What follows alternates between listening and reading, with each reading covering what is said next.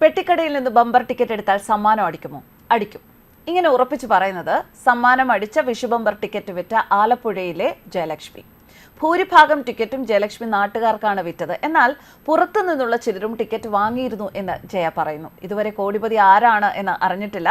തന്റെ കട ഒരു ലക്കി കടയാണ് എന്നാണ് ജയയുടെ തന്നെ അഭിപ്രായം. 12 ലക്ഷത്തിന്റെ കടം തീർക്കാൻ ഈ കട തന്നെ സഹായിക്കും എന്ന പ്രതീക്ഷയിലാണ് ജയ ജീവിക്കുന്നത്. എന്തായാലും ആ പ്രതീക്ഷയ്ക്ക് ഒന്നുകൂടി തിളക്കം കൂട്ടിയിരിക്കുകയാണ് കഴിഞ്ഞ ദിവസത്തെ ബമ്പർ സമ്മാനം.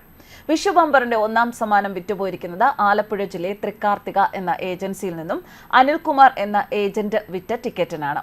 ഇദ്ദേഹത്തിൽ നിന്നും ചില്ലറ വിൽപ്പനക്കാരി ജയ വാങ്ങി വിറ്റ ടിക്കറ്റിനാണ് 12 കോടി അടിച്ചിരിക്കുന്നത്. 10 എണ്ണമുള്ള ഒരു ലോട്ടറി ബുക്കാണ് ജയ വാങ്ങിയത്. ആലപ്പുഴയിലെ പഴവീട് എന്ന സ്ഥലത്ത് പെട്ടിക്കടയിൽ ലോട്ടറി വിൽപ്പന നടത്തുന്ന ആളാണ് ജയ. ആർക്കാണ് ടിക്കറ്റ് വിറ്റത് എന്ന് ജയ്ക്ക് ഓർമ്മയില്ല. കഴിഞ്ഞ ആഴ്ചയാണ് ബമ്പർ ഞാൻ വിൽക്കാനിട്ടത്. 4 വിറ്റും തീർന്നു. അനിൽകുമാറിന്റെ പക്കൽ നിന്നും 18 ഞാൻ ടിക്കറ്റ് വാങ്ങിയതെന്ന് ജയ പറയുന്നു. ബമ്പറിന്റെ ഒരു ബുക്ക് മാത്രമേ എപ്പോഴും ഞാൻ വിൽക്കാറുള്ളൂ. 30,000 രൂപയൊക്കെ താൻ വിൽക്കുന്ന ടിക്കറ്റുകൾക്ക് അടിച്ചിട്ടുണ്ട്. കഴിഞ്ഞ ദിവസവും കിട്ടിയിരുന്നു. ജനുവരി മുതൽ മിക്ക മാസവും 30,000 വെച്ച് അടിക്കാറുണ്ട്. ഒരു ലക്കി കടയാണ്. എനിക്കൊരു 12 ലക്ഷത്തിന്റെ കടമുണ്ട്. വീടിന്റെ ലോൺ, മകന്റെ പഠിത്തത്തിന്റെ കുറച്ച് ബാധ്യതകൾ. കഴിഞ്ഞ 16 വർഷമായി ലോട്ടറി വിൽപ്പന നടത്തുകയാണ് താൻ എന്നാണ് ജയ പറഞ്ഞത്. കേരള സംസ്ഥാന ഭാഗ്യക്കുറിയുടെ വിഷു ബമ്പർ BR07 ഫലമാണ് പ്രഖ്യാപിച്ചത്. തിരുവനന്തപുരം ബേക്കറി ജംഗ്ഷനിലുള്ള ഗൗർഖി ഭവനിൽ വെച്ച് 2 മണിയോടെയാണ് നറുക്കെടുപ്പ് നടന്നത്.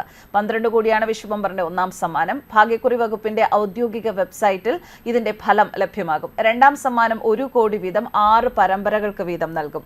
10 ലക്ഷം വീതം മൂന്നാം സമ്മാനവും 6 പരമ്പരകൾക്ക് 5 ലക്ഷം വീതം നാലാം സമ്മാനവും നൽകുന്ന വിധത്തിലാണ് മറ്റ് സമ്മാന ഘടനകൾ. 5 മുതൽ 9 വരെയുള്ള സമ്മാനങ്ങളായി യഥാക്രമം 5000, 2000, 1000, 500, 300 രൂപയും നൽകും. ലോട്ടറിയുടെ സമ്മാനം 5000 രൂപയിൽ താഴെയാണെങ്കിൽ കേരളത്തിലുള്ള ഏത് ലോട്ടറി ഷോപ്പിൽ നിന്നും തുക കരസ്ഥമാക്കാം. 5000 രൂപയിലും കൂടുതലാണെങ്കിൽ ടിക്കറ്റും ID പ്രൂഫും സർക്കാർ ലോട്ടറി ഓഫീസിലോ ബാങ്കിലോ ഏൽപ്പിക്കണം. വിജയികൾ സർക്കാർ ഗസറ്റിൽ പ്രസിദ്ധീകരിച്ചിരിക്കുന്ന ഫലം നോക്കി ഉറപ്പുവരുത്തുകയും 30 ദിവസത്തിനകം സമ്മാനാർഹമായ ടിക്കറ്റ് സമർപ്പിക്കുകയും വേണം. കഴിഞ്ഞ വർഷം കോഴിക്കോട് സ്വദേശിക്കായിരുന്നു 12 കോടിയുടെ വിഷു ബമ്പർ അടിച്ചത്. പേര് വിവരം പുറത്തുവിടരുത് എന്ന് ഒന്നാം സമ്മാനം ലഭിച്ച വ്യക്തി അഭ്യർത്ഥിച്ചിരുന്നു. അതുകൊണ്ട് തന്നെ വിവരങ്ങൾ അന്ന് ഭാഗ്യക്കുറി വകുപ്പ് പുറത്തുവിട്ടില്ല.